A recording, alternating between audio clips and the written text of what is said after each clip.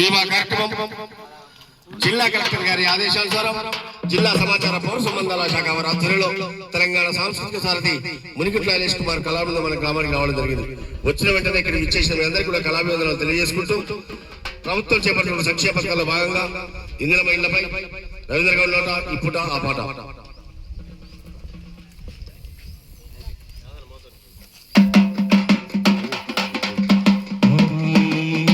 ఇందిరమ్మ ఇల్లు మన పల్లె పల్లె వెలుగు, అర్హులైన పేదలందరికీ అందుపక్క ఇల్లు.